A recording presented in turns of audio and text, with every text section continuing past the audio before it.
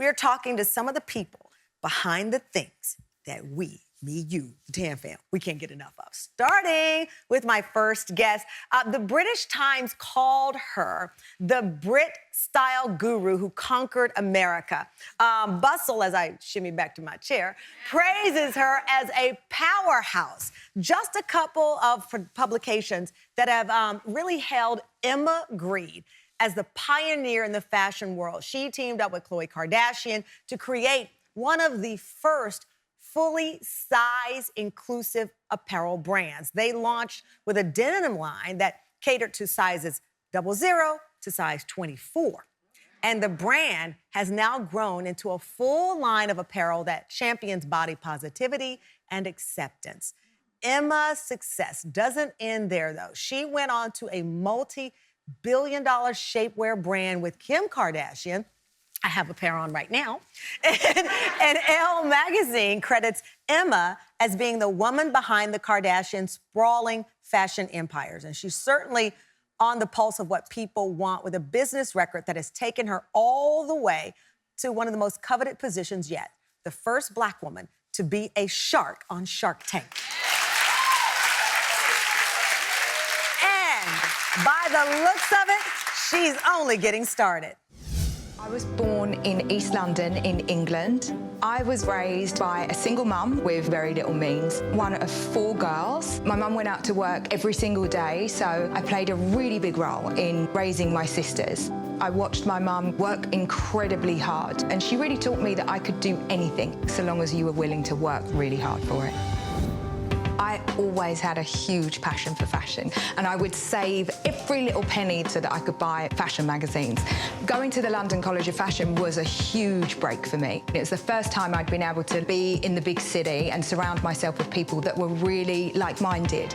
After college, I landed a job in a fashion show production company. All of the designers were doing these incredible shows, but everybody needed sponsorship money. And that's exactly how my first business, ITB, was born, a fashion entertainment marketing agency. After a decade, I'd grown ITB to the point where I was lucky enough to have my first exit, one of the proudest moments in my life. Tam fam, welcome Emma Grede to the show.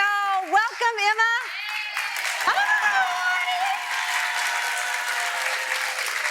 I mean, you are doing it. I love this quote. So Khloé Kardashian was asked about you, and she said, "That's a badass woman, and I wanted to be in business with her." Pardon my French, but that's what she said.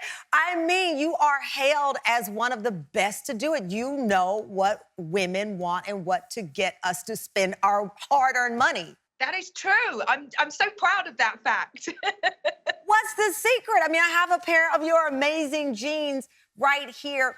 Other people could have done it. They didn't. How did you know what to do? You know, it's so funny because so many people could have done it. And I think that there are so many brands out there that actually did do it. You know, they worked in plus size, or they worked in, you know, what we call regular Missy size, but nobody put everything together. We're really, as women, heavily dictated to by the fashion industry. And I just decided that that isn't really what women want. We want choice in our lives. And so building this community empowered women. Thank you. It is so true. We want choice in our lives. And so you shifted from the jeans to the shapewear. And I'm not kidding. I do wear the shapewear. And here's why I wear it. It comes in my skin tone. You have this wide range of skin tone colors. So if I was buying a bra or an underpinning, I didn't want to be in a flesh tone that fit someone that was white. I wanted to be in the flesh tone that was my tone. And I know women who are darker skinned wanted it there. And so again, you found this hole in the market. You're absolutely right. And, you know, it's so interesting because in both SKIMS and Good American, we do a really super huge size range, right? So we're going from a 00 actually through to a plus size 32, or an extra small through to a 5X, and in 9 skin shades. And 9 skin shades is what we need now. We're all different. We come in different shapes and sizes.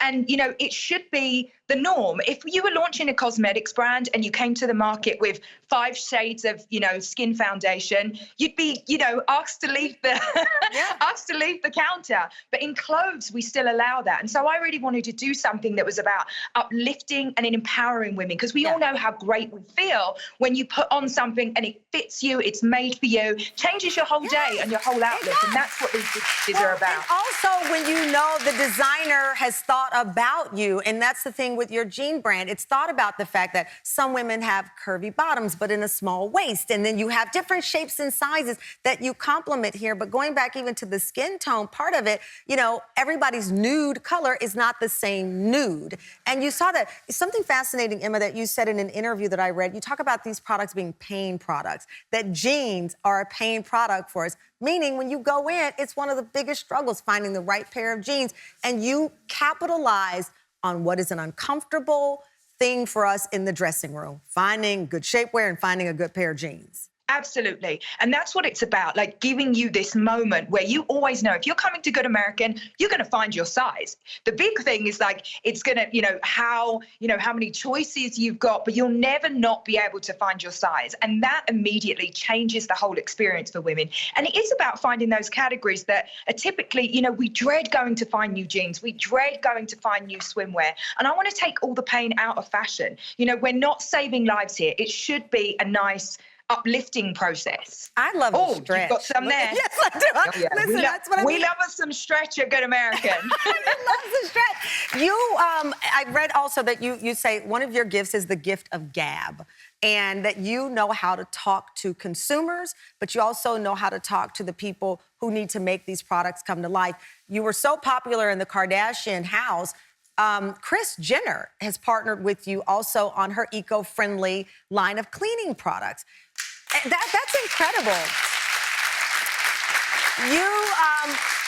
You also saw an opening in how to reach consumers. A-list celebrities certainly can sell things, but you were forward-thinking and knowing that reality stars could still relate to people and convince us to buy products. You're absolutely right. And I think the important part here is actually not just knowing what customers want, but listening. And the brands that I work in are really incredible at listening to what the consumer is saying and what they want and what they need. And for far too long, we've been dictated to. So actually what we do very well is listen to our consumers and then take those decisions back into the companies to make really great products that people want. And it's really no different if you're creating a fashion product to if you're doing something in the sustainable cleaning space, because that is just about people wanting something different. We want safe and effective and efficacious products for our families that aren't going to harm anyone. And so really it's about finding problems and creating solutions for those problems. And so I look at businesses like, how do you make people's lives better? Right. How do you actually bring something to people that we really want and we really need and make it better? I'm impressed. I'm impressed how obsessed the Kardashians are with you and that you didn't have to change your name to start with a K. That's phenomenal.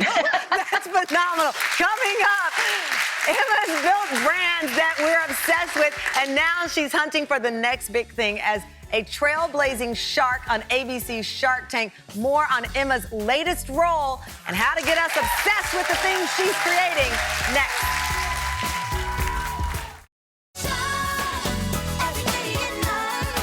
Nikki, I really, really like you. I love your story and I love where you're at right now. I think it's incredible.